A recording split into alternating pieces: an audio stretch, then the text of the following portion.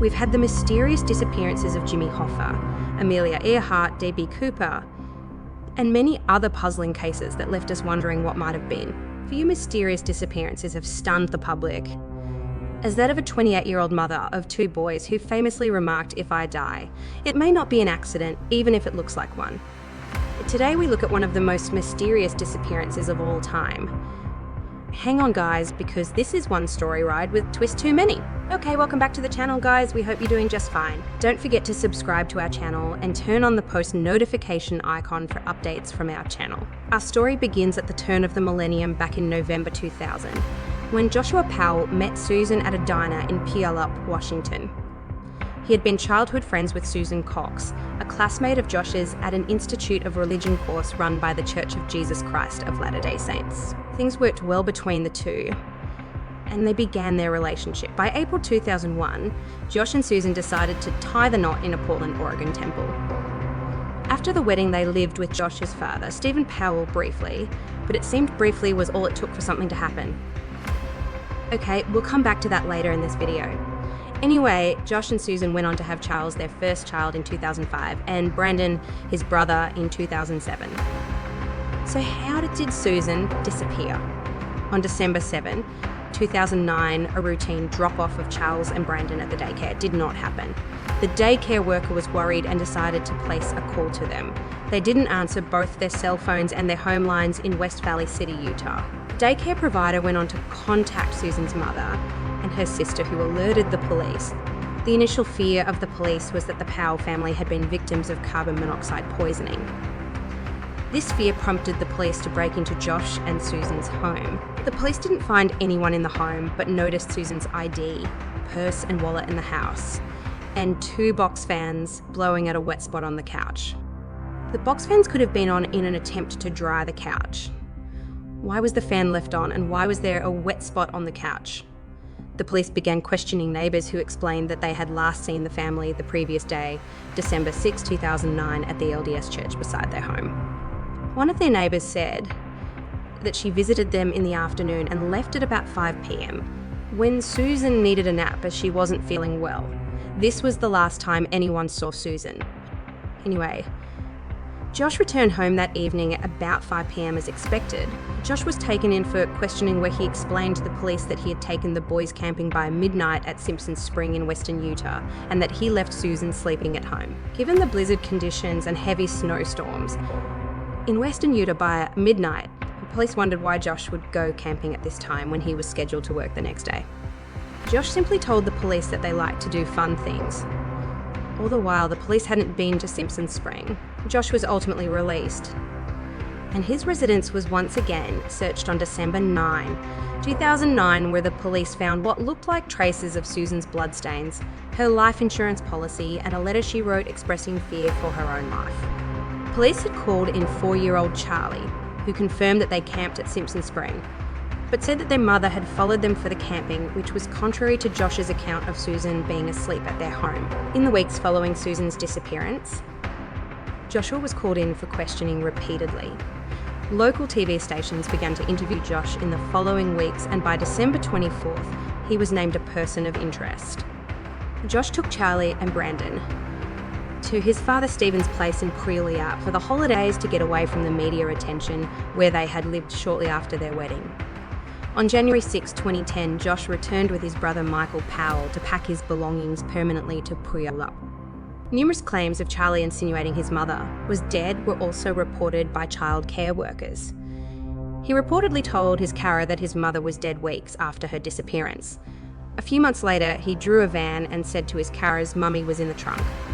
Soon after, Josh relocated to Puyallup. The website was open titled susanpaul.org, and anonymous entries began to flood in as regards to her disappearance. Some users said it was a conspiracy by Susan's family and the LDS Church to blame Josh for murdering her. Some linked Susan's disappearance to Stephen Kocher, a journalist who had also mysteriously disappeared the same week. Josh claimed Susan had been unfaithful, and that she ran off with Stephen Kocher, but like many leads in this case, there was no evidence to support this, so police dismissed this possibility.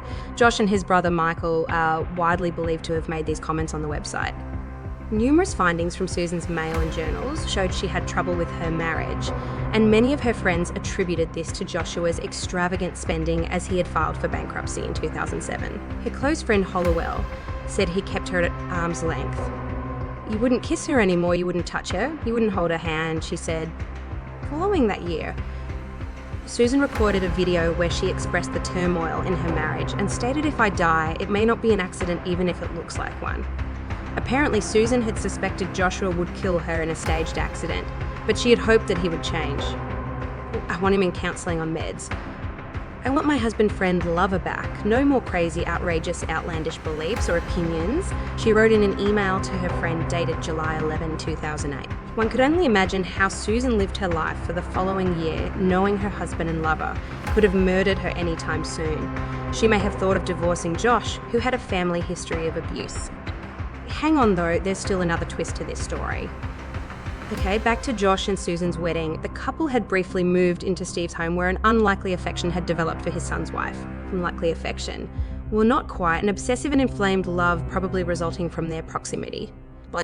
Stephen followed Susan around the house with a camcorder and spied on her in the bathroom with a small mirror.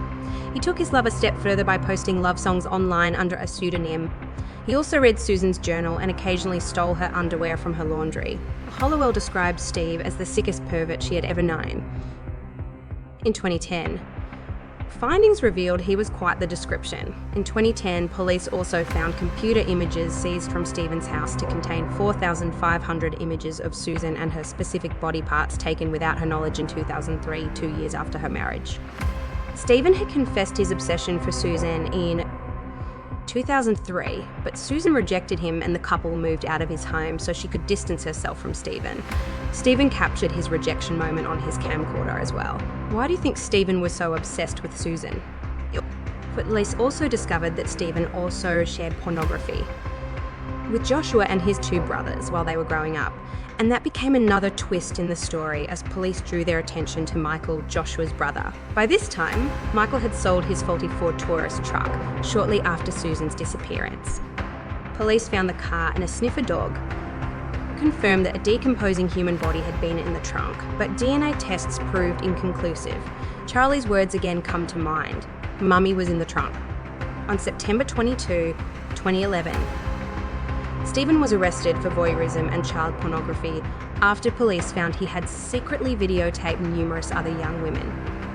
Tensions began to grow between Joshua and Susan's family after Stephen's arrest in 2011. Susan's dad, Chuck Cox, filed for custody of the two boys. Chuck was granted temporary custody pending the time Joshua would move out of Stephen's house before Joshua could regain custody. Joshua went through a series of evaluations and criminal investigations, and it was determined that he had no criminal record or history of domestic violence, but that Joshua may have been paranoid from the unwanted media attention. By late 2011, West Valley City had spent over $500,000 on this case. The court eventually ruled supervised visits by a social worker several times a week for Joshua to the kids, a decision that proved a fatal blow in this story. Joshua was infuriated by losing custody of his kids after his father's arrest. And on February 5, 2012, a few days before, he was scheduled to take a polygraph test. Elizabeth Griffin Hall, the social worker in charge of the supervised visits, called 911 after Joshua reportedly grabbed the boys and refused her entry to his house. Shortly after, the house exploded into flames. Joshua and his two sons were killed in the murder-suicide as local authorities discovered Joshua had been deliberately planning the explosion. Investigators found 2 5-gallon cans of gasoline spread around the house and a hatchet corresponding to the hatchet wounds on the boys' necks with which Joshua hacked the boys before they died. But Joshua also contacted his close relatives to say goodbye and had donated his children's toys to the local charities a day before the incident. He named his brother Michael as the main beneficiary of his life insurance policy. He had it all planned. After the explosion, Chuck and Judy Cox sued the Washington State Department of Social and Health Services in civil court, stating that they had been negligent and their negligence contributed to the death of Charlie and Brandon. When Stephen, who was in jail, was notified of Joshua's death, he reportedly showed no grief and 2 weeks later, he invoked his Fifth Amendment right to refuse questions and not comment on Susan's disappearance anymore. Stephen was convicted of voyeurism charges in May 2012. On February 11, 2013, exactly a year and 6 days after the explosion, Michael jumped from the roof of a parking garage in Minneapolis, where he had moved to attend graduate school. Police believe Michael and Joshua were involved in Susan's disappearance.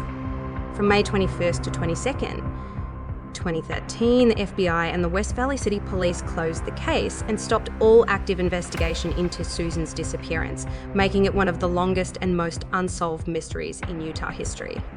Stephen Powell was released on July 11, 2017 after serving his 7-year jail term. He died on July 23, 2018 after suffering a heart attack in Tacoma, Washington. In August 2020, the jury awarded the family a record $98, $5 million award against the State Department of Social and Health Services, which was later reduced to $32 million. Looking back at the story, one would wonder that Charlie may have been right when he said Mummy was in the trunk. But this information coming too late, months after Susan's disappearance, should the police have checked Simpson's spring immediately after questioning Josh? Why did Josh close his wife's bank account a week after she disappeared? Although there was no physical evidence linking Josh to the killings, it was mostly a case of how do we prove she's dead. Josh was aware he would be charged and decided to take his own life, and sadly that of the kids. Murder cases in the US rarely go to trial without a body, and investigators were probably trying to avoid Josh being acquitted and never tried again. Today, the state of Washington has amended visiting rights to prevent access to kids when a parent is undergoing investigation for murder. Multiple attempts have been made to declare Susan dead, as she's largely believed to have suffered the same fate as her boys in the hands of their father.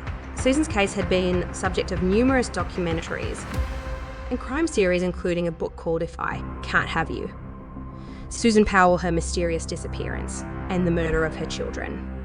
Some say Steve murdered Susan, but that Joshua and Michael were accomplices, while others say Josh murdered Susan and his kids. Who you think was responsible for the mysterious disappearance of Susan? Let us know in the comments section below.